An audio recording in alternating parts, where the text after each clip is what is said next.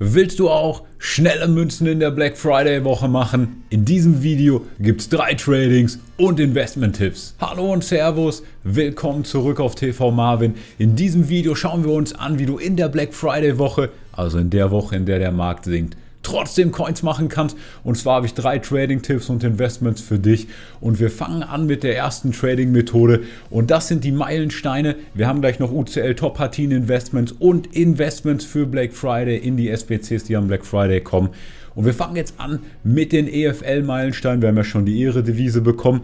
Wir haben jetzt die Liga NOS bekommen und wir bekommen ja noch die EFL. Das ist quasi schon bestätigt. Und wir sehen ja auch am Saisonfortschritt, dass das jetzt eben die Ligen sind, die dann auch bei Level 15 die verschiedenen Spieler schon haben. Das heißt, die EFL kommt jetzt und hier kann man verschiedene Dinge investieren. Aufgrund der Anforderungen in dem Freundschaftsspiel Fußballgrundlagen sind natürlich auch spielbare Silberkarten sehr, sehr oft genutzt in diesen Teams. Und da bin ich mal für euch die Spielerliste auf Footbin durchgegangen, habe einfach geguckt, was sind gute spielbare Silberkarten, die man hier nutzen kann in diesen Objectives. Das sind hier Low-Budget-Tipps. Trotzdem kannst du so 1K mit jeder Karte machen, wenn du wirklich günstig einkaufst. Und gleich habe ich auch noch ein bisschen was für die Leute mit höherem Budget. Und die erste Karte ist zum Beispiel Ajayi. Die gucken wir uns jetzt mal gemeinsam ein bisschen detaillierter an. Wie meine ich das mit dem günstig einkaufen? Wie mache ich das? Wie hole ich mir die? Und dann zeige ich dir einfach ein Team, also insgesamt 11 Spieler, die du so einfach nachkaufen kannst, um mit der Methode wirklich sehr, sehr schnell, nämlich schon morgen am Dienstag Coins zu machen. Als erstes gucke ich immer rein, ob ich diese Karte zum Sofortkaufpreis bekomme. Also mach dir gleich einfach einen Screenshot oder so von der Liste und dann kannst du das nach und nach wieder ausgehen. Zum Beispiel jetzt Ajayi kostet 2,2.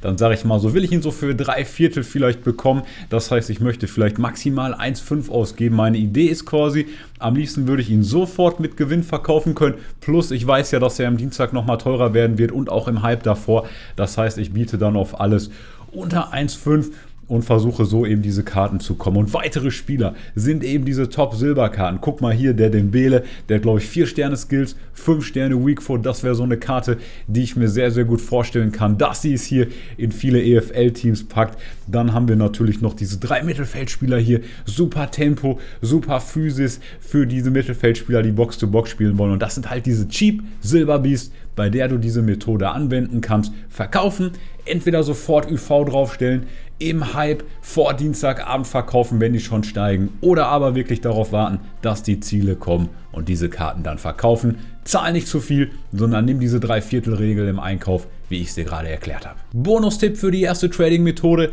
und das sind teurere Spezialkarten, zum Beispiel Barcruise und Rule Breakers. Den würde ich nicht jetzt kaufen, sondern den würde ich kaufen, falls er mit dem Release der Ziele sinkt. Ich habe ihn euch ja schon vor einer Woche oder so gesagt. Das heißt, wenn ihr ihn jetzt gekauft habt, GG, ihr habt richtig geilen Profit gemacht.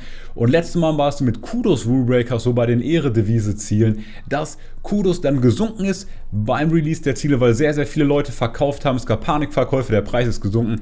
Danach ist er wieder gestiegen. Wenn ihr also am Dienstagabend beobachtet, dieser Barkhäusen hier oder der Brereton oder wie der heißt, dieser Chilene, wenn die beiden Karten sinken, könntet ihr die kaufen, denn wahrscheinlich werden die danach wieder steigen. So war es zum Beispiel mit Kudos und diesem Sangrare Rule Breakers Karte, als die Ehredivise-Ziele gekommen sind. Wir haben noch 2 Trading-Tipps und Investment in diesem Video auf dem Patreon Discord. Da bekommst du nochmal on top zu YouTube zusätzliche Trading-Tipps. Schau dir mal an, allein diese Woche, was für krasse Verkäufe wir da hatten. Das war sicherlich 1 Million in Cash, die da reingekommen ist. Bei mir zum Beispiel. Werd Mitglied, erster Link in der Videobeschreibung. Kannst du mich supporten und bekommst Trading-Tipps direkt zum Nachkaufen auf dein Handy. Und die zweite Investmentmöglichkeit in diesem Video sind die UCL-Top-Partien. Entweder Dienstag oder Mittwoch rechne ich damit. Und ich habe 2 Spiele in der Prediction und das erste sind City und PSG. Und gerade PSG mag ich. Die goldhäufigen Karten oftmals steigen die häufigen Karten stärker, als es die seltenen Karten machen. Und deswegen mag ich halt die häufigen Karten. Guck auch hier, dass du nicht zu viel bezahlst. Eine Karte, die ich sehr, sehr geil finde, ist Juan Bernat. Wenn wir mal zusammen auf seinen Footbin-Graphen gucken, dann sehen wir immer so 800 Coins oder so hat er gekostet, aber dann auch mal auf 1,7 auf 2K hochgegangen. Und ich denke, das kann auch passieren jetzt mit diesen Objectives. Und wenn ich sehe, dass du ihn ohne Probleme für 1,1 erbieten kannst, im Moment, dann bin ich mir sicher, dass du ihn auch so für unter 1K erbieten kannst, dann sind hier sicherlich 700, 800 Coins pro Karte drin, vielleicht sogar eine Verdopplung, je nachdem wie die Anforderungen sind.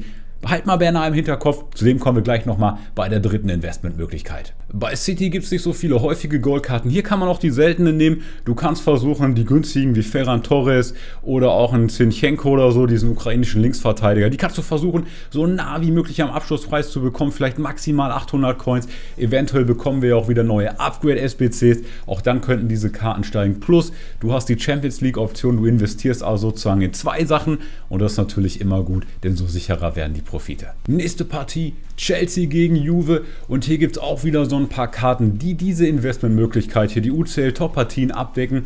Und der dritte Trading-Tipp aus diesem Video und das sind die Team of the Week SBC Investments. Also wenn du solche 82er aus den Top-Nationen, aus den Top-Ligen, zum Beispiel von Chelsea und Juve kaufst, dann hast du die UCL-Top-Partien drin und du hast die garantierte Team of the Week SBC, die es eigentlich immer an Black Friday gab. Und da braucht man meistens so ein 83er-Team und da hilft es natürlich, die Leute wollen erstmal ihre Untradables loswerden, wenn man dann Karten kauft, die ordentlich Chemie bringen. Ihr könnt auf Footbin auf die Cheapest Players by Rating gehen und da die günstigsten 83er kaufen. Meine Empfehlung zusätzlich ist aber wirklich die Karten zu kaufen, wie gerade gesagt, die dann auch ordentlich Chemie reinbringen. Zum Beispiel Marco Asensio ist so eine Karte und ein bisschen smart sein. Wenn am Dienstag, wenn am Mittwoch die UCL-Top-Partien kommen, dann werden ja nochmal viele Packs geöffnet. Dann können diese 83er nochmal ein kleines bisschen sinken. Die sind ja jetzt zum ersten Mal so 200, 300 Coins gestiegen. Wir haben ja auch schon Ende November. Da wird es ja irgendwann nochmal Zeit.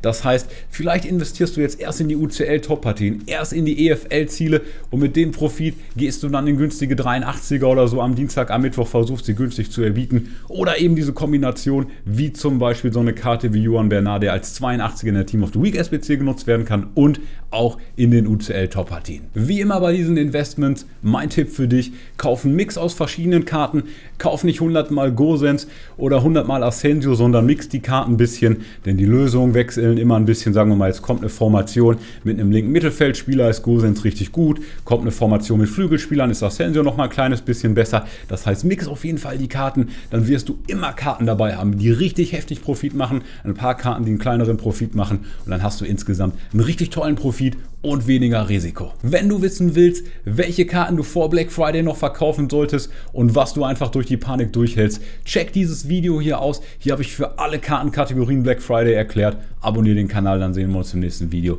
Ich bin raus, der Marvin. Servus. Ciao, ciao.